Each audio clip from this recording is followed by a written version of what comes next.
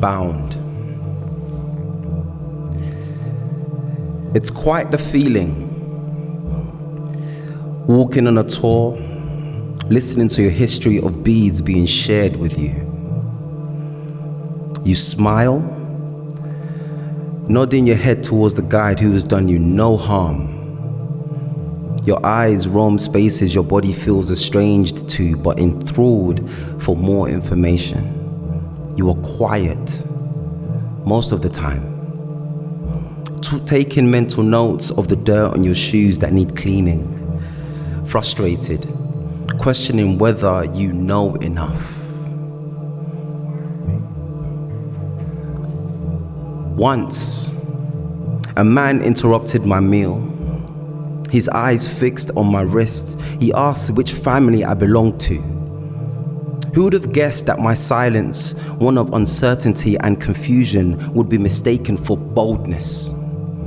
I wanted to ask about the apology that evening, why he refused to let go of me until he heard me forgive him. When I am home, I am all the Afro-European cliches. The foreigner who has returned, wearing things to show my connection, my bare feet on red sand, packing gifts to take home to loved ones until home asks why I wear what I wear. And whether the heft of my son's chain on my neck is for decorative purposes only. When I arrived back home, I attended a nightclub. Wearing my son's chain, a row of red beads snapped from my neck in a fight, its pieces like marbles scattered across the dance floor. People stepped on the beads as they ran over me towards the exit while I'm laid on the floor, feeling each kick that pierced my ribs. Maybe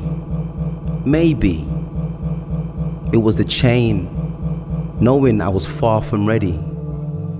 Maybe it was home, beating the shame and appropriation out of me. I remembered walking on a bridge with my uncle. Oshun's river streamed beneath us. Its brown streaks looked like pulsing veins that held his gaze.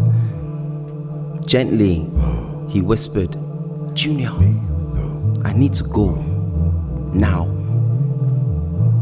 He rubbed his white beads into his skin. Beads passed down from his grandmother to him. I asked what was wrong. He told me how the river was calling him. I watched him, his eyes widening with each breath. I could tell he would have jumped in.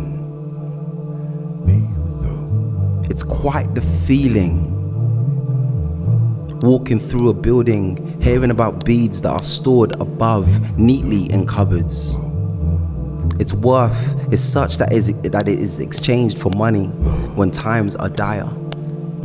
Beads often offered as bride price for approval, respect, gratitude.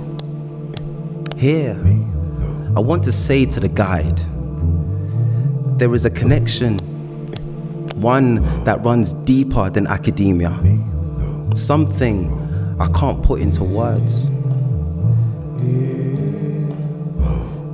I want to take it all back, run back home. But for what purpose? Only for home to turn to me while staring at such value and asking whether I know what I am holding.